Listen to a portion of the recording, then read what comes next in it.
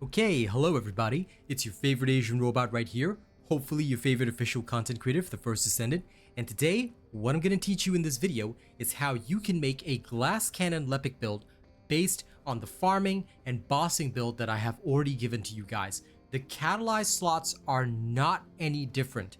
They will change in Season 1 slightly to reduce the survival even more, but basically this is the glass cannon build that many people have been talking about, because you see, when I gave the bossing build initially, I thought I had made it pretty clear that it was designed for people to get started with bossing with Lepic without having to suffer through the whole I need to die, reset my stuff. However, what people didn't realize is that you can actually make a glass cannon build on what I already have, and I'm going to show you how. However, I'm going to preface this by saying that preparing for one is very difficult. There's a lot of stuff you need, and even the rolls that I have are not perfect, but it's still pretty strong, and I'll show you how it's done, okay? So let's get started, but before we begin in earnest, please do consider registering me as your content creator if you haven't already done so. The link is in the first line of the description. And if you've already registered me as your content creator, but it's been about 2 months since you've known me, you have to re-register. So please make sure to extend your support if you haven't already, okay? Thank you very much. Let's get into this. Okay, to start with, when you want to make a glass cannon build, there is no room for mistakes, all right? You have to use an impact weapon that has sharp precision shot on it. Why is sharp precision shot necessary? If you do not use the impact round version of sharp precision shot, you will not be able to fire as many rounds with your ultimate weapon as you normally would using this build. I will have another video coming much later in Season 1 that'll explain the differences between the sharp precision shot across the different classes of weapons, such as general rounds, impact rounds, special rounds, all that kind of stuff. But here's something you need to understand. When it comes to sharp precision shot for impact rounds, it ticks up very, very rapidly, all right? This makes a little bit of a difference when you are firing around 16 to 17 shots. You'll actually be able to fire one more than you would with a general round weapon such as the Python. Up to about 15 shots, they are both the same. I did the testing the other night. I will happily make a video on this a little bit later, okay? So just take note that for this one, you do kind of need something like Nazastra's Devotion will work. You need a gold reactor that works with Nazastra's Devotion, all that kind of stuff. So the preparation for this kind of build is not easy, which is why I did not release it first, okay? The glass cannon style does work, but it is very expensive to make time-wise, all right? Unless you get very lucky with your rolls. So I want to be upfront and honest about that. It's also designed only for solo play, not very useful for team play. Up to you if you want to use it. I do occasionally use it for things like Frostwalker or Obstructor, but that's only if my teammates already understand what I'm doing, all right? So let's get into it. First, I'll remove my camera. For the reactor, you will need a gold reactor that works with your impact weapon of choice. So here I've got Nazastra's Devotion. I managed to farm a Nazastra's Devotion mounting on the Burning Mechanics reactor. Fire, tech skill, of course. Additional skill attack versus Colossus. Ideally, you want gold. I managed to get a purple, very lucky, with skill critical hit damage, very lucky. That is good enough for me. But if I had gold rolls of both of these, I would be able to get even faster kill times with less room for error, okay? You will need a full Slayer set, all right? Gold max HP roll, MP recovery out of combat, max MP here. MP recovery in combat would be ideal, but I do not have one with a gold max MP roll. Why do you need a gold max MP roll? Because take note that the total amount of max MP that you have with this build is how long you're going to be able to fire your cannon for. Because your cannon has an MP cost attached to first activate it, and then a continuous MP cost that ticks every second. It doesn't matter even if your cannon lasts for 14 seconds, because if you do not have an increase to your, if you do not have enough MP to keep it going, then, like I said, it really doesn't matter that you've got 14 seconds of duration on it, because you might only be able to last, based on your MP, 12, 13 seconds. You've got to calculate accordingly. Okay, so be very wary of this. Now, max MP roll, consumable drop rate increase is what I have, but ideally I want max MP recovery in combat. For my shield, I've got a defense roll, MP recovery modifier. I would ideally like to have both of these gold, but I work with what I have. And for my processor, I've got max shield and shield recovery modifier because this can save you in certain situations. Ideally, your max shield should be gold. However, this is good enough for the Slayer set. What does the Slayer set do? The Slayer set makes your skills cost 15% more, but gives you 26.1% increase to skill power. As you know, Lepic functions very highly off skill power, so this is quite crucial and quite important. When defeating enemies inflicted with the Toad status effect, you will recover MP and your specialized resources as well. Alright, so there are ways and means for you to recover your MP, but just be aware that if you do not kill anything in the first burst, it's best to just die and then reset your cooldowns and then kill it in the second burst. Alright, now for your weapon, you're going to need an impact round weapon, so I'm using the Zaestra's Devotion right here. Sharp precision shot is what matters the most, alright? Why? Because this carries over to your ultimate weapon. The rest of the build should be as per whatever you do, alright? Okay, so that's it. The rest is just whatever you want to put on Lepic.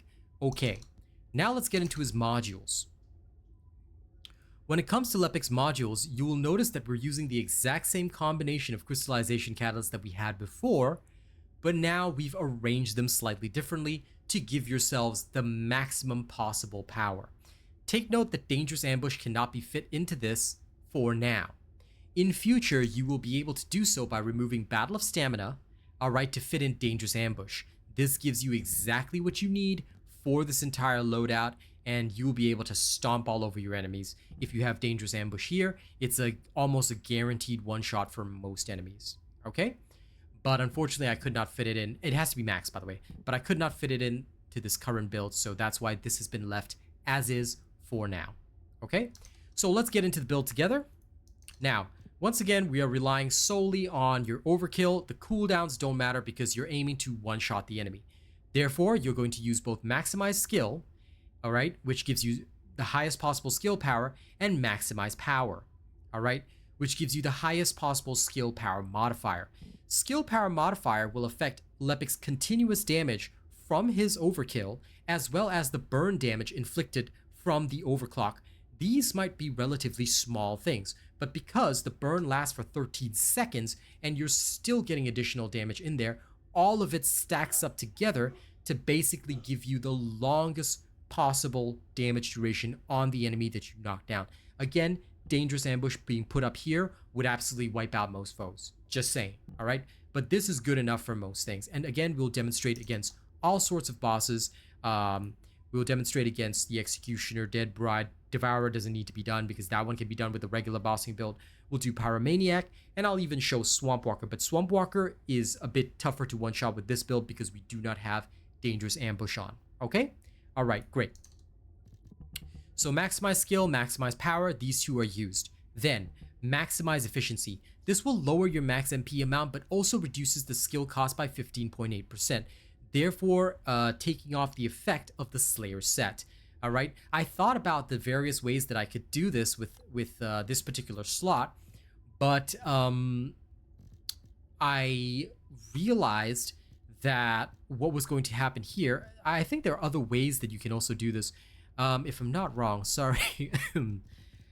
I had, yes, Enlightenment. I did try out Enlightenment as well, but increasing the max MP by 15.2% was not as good in my opinion as Maximize Efficiency. So I felt that Maximize Efficiency was just better in my general opinion. However, if you feel that you want to try Enlightenment or some other means of reducing the cost, then by all means go ahead with that, okay? Front lines, emergency measures, skill insight, skill concentration. You should recognize these four from the standard bossing build. These are for your critical hit rate on your skills and your critical hit damage, all right? Then what you want to do is have skill extension and maximize duration here, okay? These two will increase the duration of your skills. Now, maximize duration does reduce the skill power modifier, but by having a long duration on your overkill, you get to fire more shots, therefore almost guaranteeing a kill even if a few of them don't crit. Unfortunately, with this particular loadout, my crit rate is only 46.15%. Alright, so I'm going to crit a little bit less than I normally would, but I get to deal 4.36 times the damage that I normally would. thanks to the increased skill critical hit damage. All right. Ideally, I would have preferred skill critical hit rate, but this is what it is, and it will work fine. Okay, so when you do crit, it is pretty beautiful. Now, you guys have seen the build. You guys know what's in the build. It's time for a demonstration. I am analyzing the void paradox. There we go. If you are very unlucky with the crits, and all of your hits don't crit, or the enemy does not get knocked down by your attack, therefore giving you time to shoot the full burst, you will not be able to kill them in one phase. However, for the most part, okay, you will be able to kill most bosses in one phase. Just take note that you cannot take a hit. All right, you've got 3,000 hit points. You're not going to be doing any tanking with this. So this is ideal for solo play, where it is unlikely that enemies will be able to escape your clutches. So start by activating your overclock. It'll last for 37 seconds, so you're not in any danger. Get to a location where you can target the colossus effectively. All right. As soon as the fight starts, roll toward the colossus. It doesn't matter if you have to take 1 or 2 hits. You'll be able to survive 1 or 2. All right, and aim directly for weak spots or anything like that while blasting your cannon. Hold down the trigger, and you're good to go. All right, so that's executioner done. Easy peasy, lemon squeezy, no problems. Okay. I don't have any Morphus, so we'll head out and we'll go on to the next. And we're just going to keep going with the demonstrations. Dead Bride, Pyromaniac, all of them can be dealt with in one burst. Okay. But again, what you have to be very well aware of is the fact that you have to get good crits. If you don't get good crits, and of course we will not show Devourer because there's no point in showing Devourer. Devourer's going to die in 8 seconds anyway.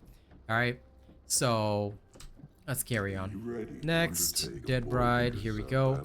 Again, when you're solo, the boss is at about 1/5 of the hit points that it's normally at. So because of this, the solo boss fights are a lot easier, and you've got this massive cannon filled with power. Use it. All right, use it.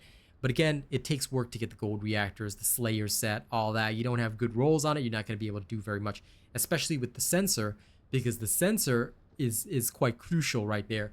No good max MP roll, you're done. So be aware of that, all right? It is fun, though. It is fun and can save you a lot of time if you're solo farming. But the effort taken to get to the spot is pretty high, which again is why some people said, is Lepic going to get nerfed? I said, no. Why would they nerf Lepic? It's a lot of effort to get here. And I'm solo matchmaking. Game, what is this? What is this? What is this slow matchmaking? Hey, I'm shooting a video here. Huh? What is this? What is this? Just so you know, sometimes it takes a while to create an instance. Not quite sure why, but there we go. So you just had to complain a little bit so that they would do it. Okay.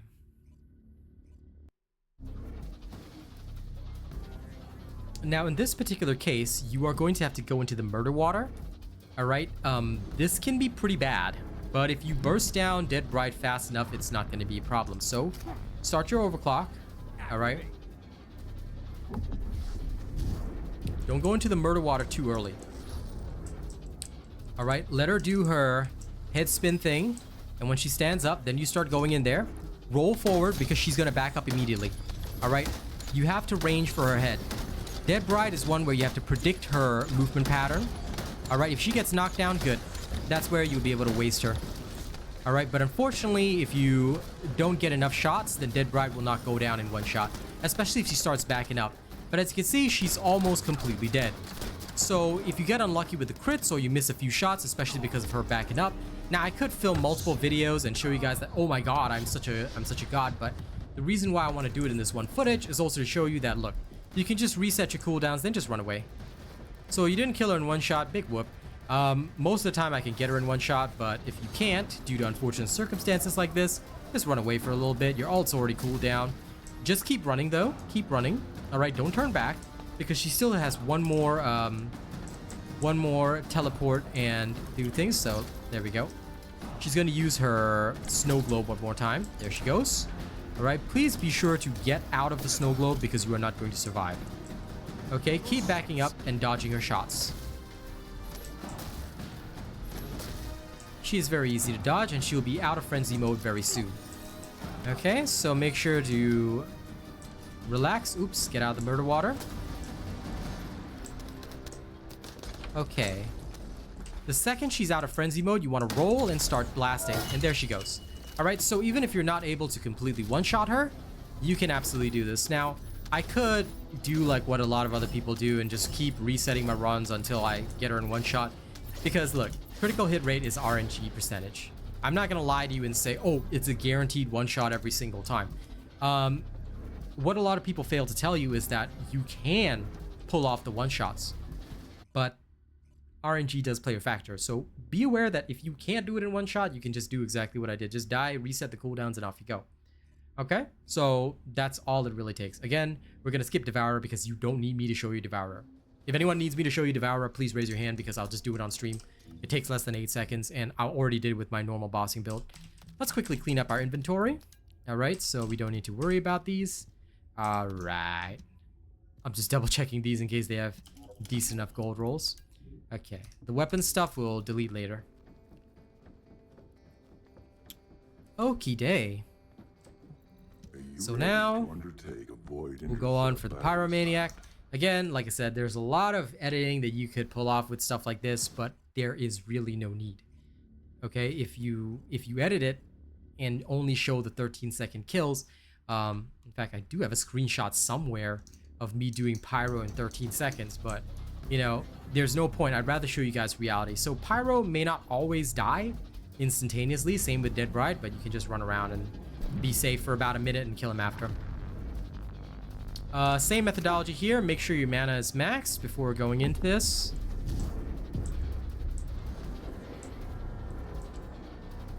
Now here, what I like to try and do is that if I can, I'll stay out of the murder water a little bit.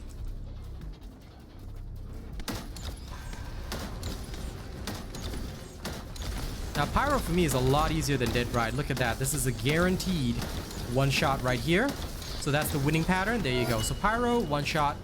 No need to worry about that kind of thing. You know, very, very easy. So there you go. Pyro is a lot easier than Dead Bride because of his movement pattern. His movement pattern is that he tends to approach you rather than walking away. So Dead Bride's a bit harder to one-shot. But you could still one-shot Dead Bride. Like, if somebody really wants to see it, there will be... I could do it on stream and just show you how, with the same build, we go and one-shot Dead Bride. But again, it's dependent upon RNG. I got some good crits there, you know, and so on and so forth. Okay, so Pyro is done. The last one on the list is Swamp Walker. Swamp Walker can be handled the same as Dead Bride pretty much because, quite frankly, doing a one-shot on him is dependent upon him getting knocked down. So I'll still demonstrate, but I don't really recommend this because for Swamp Walker, I genuinely believe you need Deadly Ambush to properly take him down in one burst. Swamp Walker has a lot more hit points to begin with. So please be aware that this is most likely not going to be a good demonstration compared to if I had gone Glass Cannon from the start and geared solely toward it, but I didn't want to do that. Not for this season anyway. In the next season, I will show you guys the variation with Deadly Ambush. Life is so much easier. The second they go down on their knees, just boom, boom, boom, boom, boom, they're done. They are so done. Okay, here we go.